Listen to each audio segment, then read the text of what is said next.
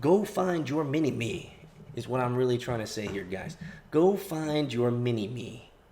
Because this right here, guys, this mini-me that I searched for and I got, it took a lot of work. And a fucking flight. That shit ain't cheap.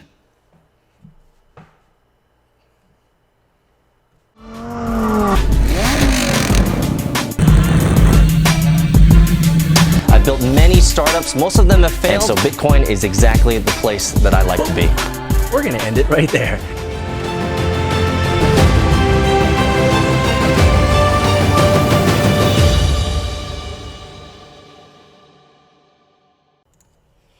So guys, I've been journaling here. You guys gotta do this stuff, man. You gotta journal. It's just one of the best ways to just get shit out of your brain. Because we are so much in our own brain, are we not? Are we not? Are we not just so much in our own brain?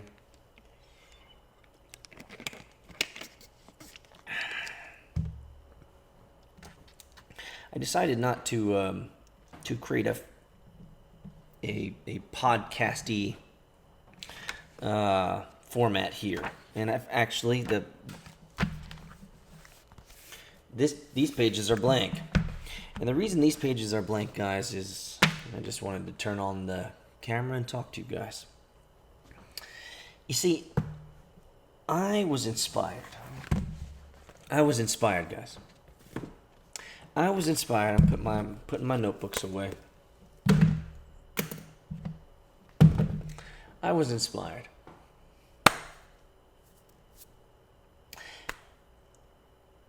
But I also really want to continue watching a show on Netflix. There's a show, and I'm not going to talk about it because that'll get you off track. But there's a show on Netflix that I began watching. The first episode, not so good. It's not enough data. Second episode, they break you down this way, guys. That's how they break you down, right? Third episode, I was hooked. I was hooked, guys. I was hooked. Third episode, I'm hooked. Now I'm in the second season. And you just want to know. You just want to know what happens next, right? And so I was just inspired by a couple things that I was reading here. And I was inspired by a couple things that I was reading online about the future of blockchain technology. And I started journaling. And I was like, oh, man. I really want to watch the next episode of this show. This is the tension of life. The tension of life is to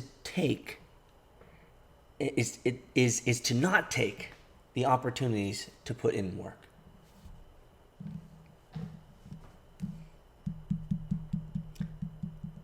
It's hard. I want to watch this fucking Netflix show, guys. I really do. And like, I'm not even sitting down. I'm standing up because this situation has created this much tension. And I don't know if you guys ever struggle with this. Maybe this is just me, but now you get to hear me talk about this struggle. Is like, I get inspired and I want to work. But there's entertainment opportunities on the other side, right? And even I struggle. And so I thought of this phrase, instead of writing down what I was inspired about, which I'm going to get to after this. But I thought of a phrase, the phrase that came to mind was the cancer of inaction. The cancer of inaction. You see, let me ask you a very simple question, okay? See this wood? If you're listening to the podcast, I'm tapping on the desk. this wood, guys, if I took this wood, or actually doesn't matter. This wood is alive, guys. Did you know that? Did you know that this wood is alive? And you say, well, Peter, it's not alive. It's dead, right? It's chopped up trees. You are wrong, sir. You are wrong, madame. This wood is alive. How do we know? We know very simply, basics. We know that if we leave this wood here, unattended by human hands, and just let nature do its thing. Now, if we took this thing outside, nature would do its thing on this piece of wood faster. But doesn't matter whether it's inside or outside, this piece of wood, over time, if untouched by human hands, it will break down. It will break down. It will turn into dust over many, many, many years. Can we all agree on that? And so if it will turn to dust after many, many years, then that means this thing is alive. That means this thing is alive. This thing is alive. This wallet's alive. You say, well, what's your definition of alive, Peter? The definition of alive, to me, is it moving? You see, everything in the world is vibrating. Everything in the world is moving, right? You learned about molecules. You learned about what happens when they become a solid or liquid or gas. Doesn't matter if it's a solid, liquid, or gas. It's always moving, right? And so the entire universe, the entire flat plane that we live on, guys, is moving all the time. Okay? That's what I define as alive. It's all moving. Everything is moving. Everything that you see behind me, everything that you don't see in front of me, it's all moving. And it's all moving and changing into different states slowly. But everything's changing and everything's moving. Everything to me, therefore, is alive. And the cancer of inaction is what I thought of.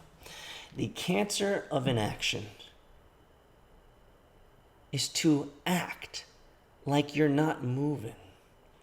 To act sedentary. To be sedentary. To have a mind that's dead, numb to the world. A mind that has lost its imagination. A mind that is shut off. A mind that is clamped down. A mind that is constrained. That's what I'm talking about. Is when the mind is dead and the mind is just in a consumption state where it's just consuming information. That's what TV does to us, guys. That's what entertainment does to us. It puts us in a very similar pattern of brain waves and brain activity as pretty like you're dozing off, like you're sleeping. You're just sucking shit in through your two nuns, through your two eyeballs, guys. And so, the cancer of inaction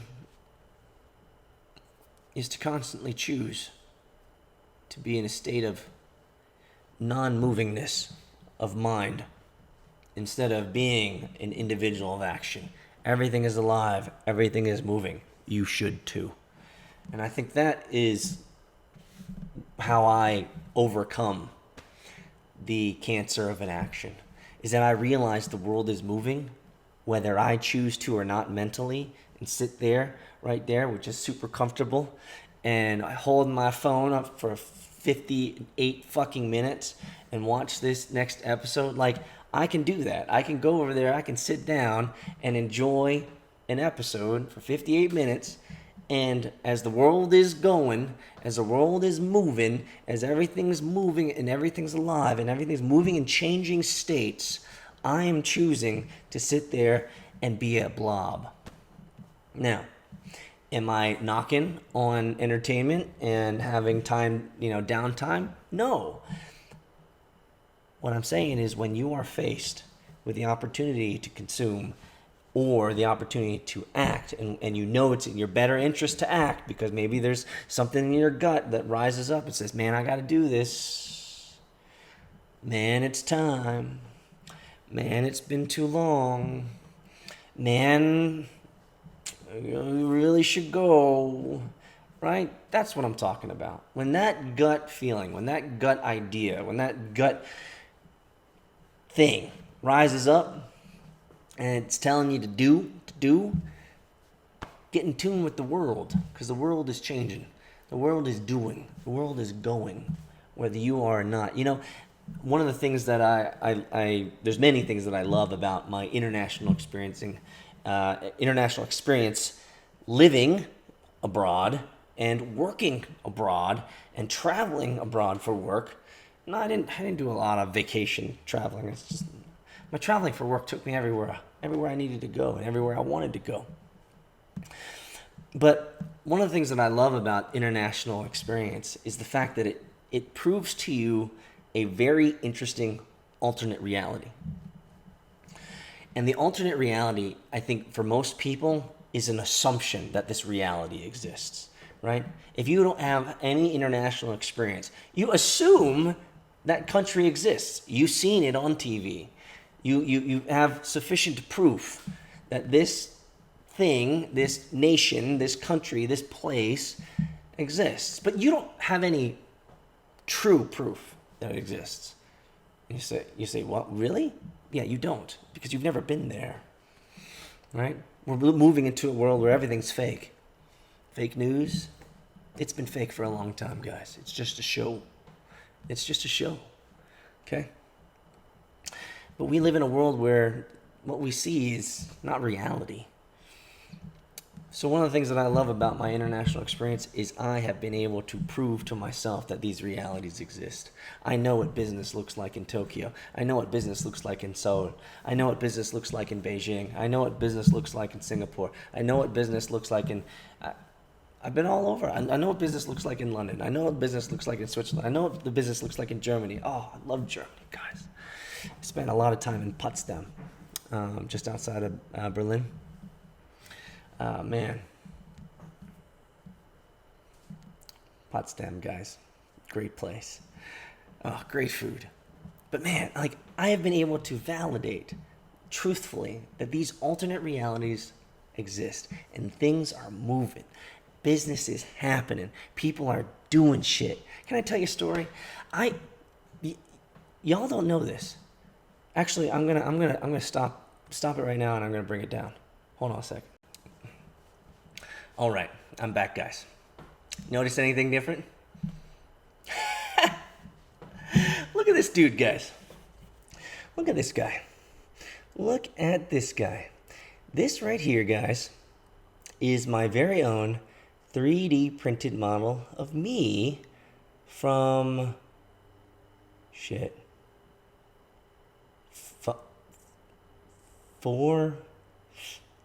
years ago. 5 years ago, I think. But guys, look at this detail. Like no other 3D. Look at that, guys. Look at that detail on those jeans. Look at that ass. Look at those Adidas shoes, guys. Look at those Adidas shoes. Look at the sexuality. Look at this thing, man. Isn't it awesome? Isn't this mini me? Damn, that was huge back then.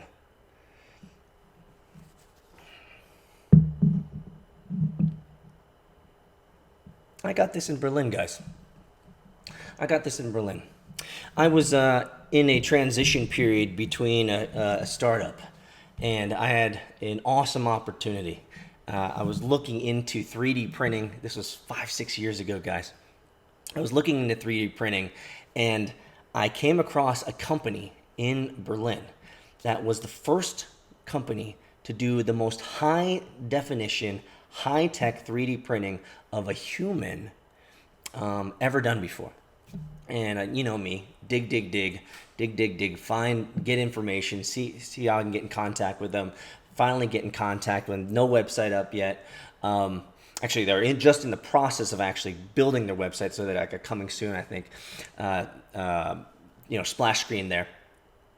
And I said, I'm so interested in what you're doing. I need to know and I'm so curious. I'm from Atlanta. I'm a startup guy. I'm an investor. I'm a venture capitalist, and I'm really curious about this. And I know that I don't know if you're accepting people. It seems like you're not yet, but I would love to come out to Berlin, and I'd love to see you guys and talk with you guys about this business that I was really curious about at the time.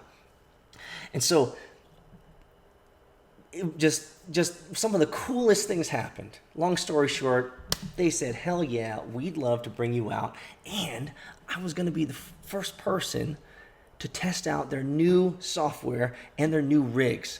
And I'm not going to say anything because some of it might be proprietary. But I mean, when I got in this thing, this was like 6 years ago, 5 years ago. When I got in this thing, guys, it was like out of this world, like gnarly stuff. And then obviously like the quality, guys. I mean, the quality. But I have to add this. So I got there, right? So I fly into Berlin. I got there, and I don't have a whole lot of time. I mean, I'm flying in. I think I had timed it so that when I flew in by that afternoon, I'd be in that area for like I think it was like a 2:00 appointment or something like that. Did I have lunch? I forget.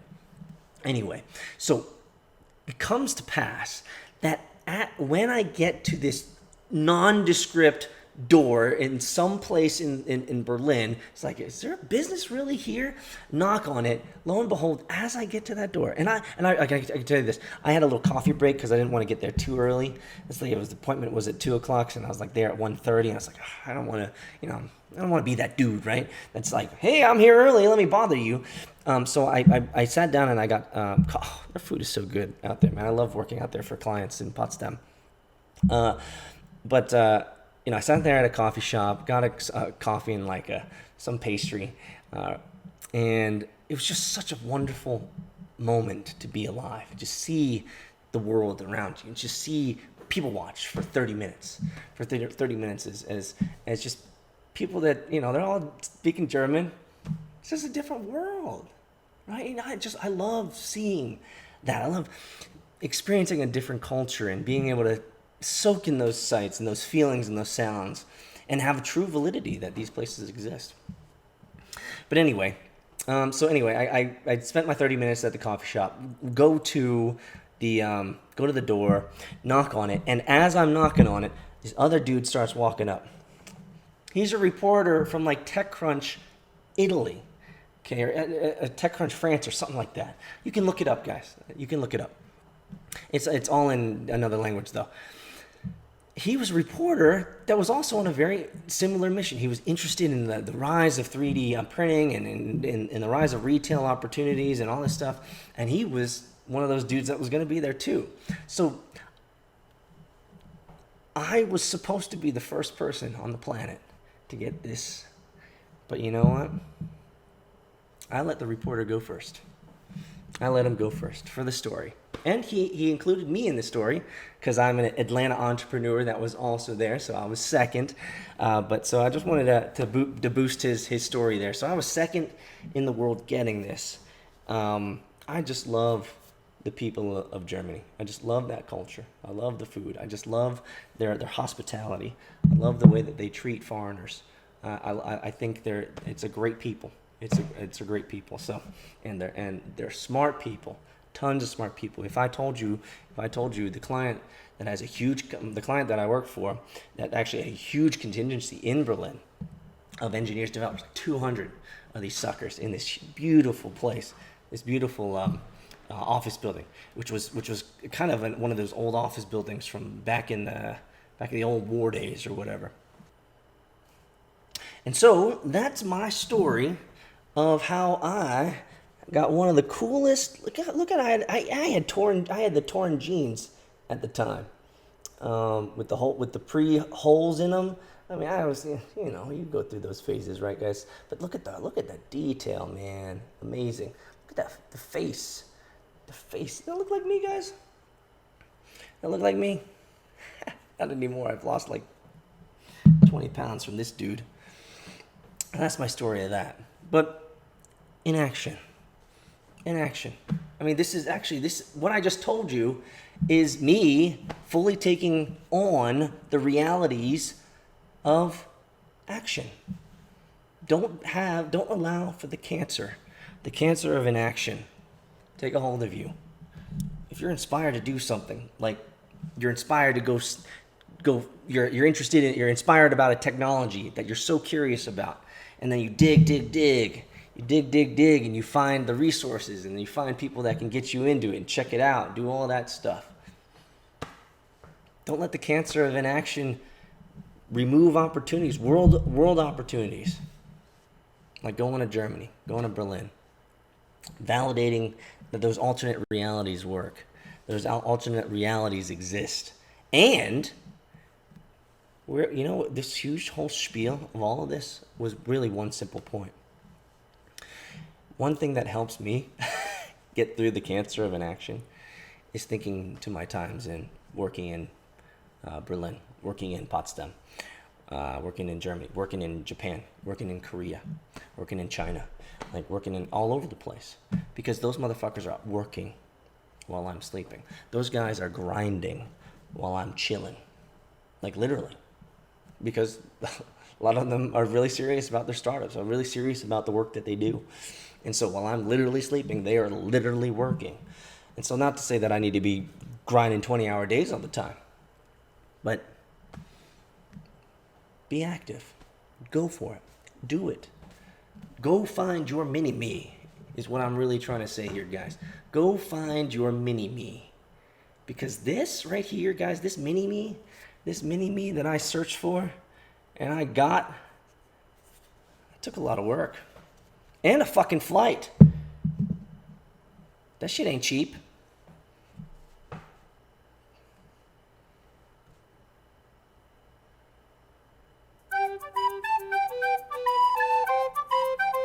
I hope you enjoyed this episode, guys. Smash the like button, subscribe, share this. Have a great one.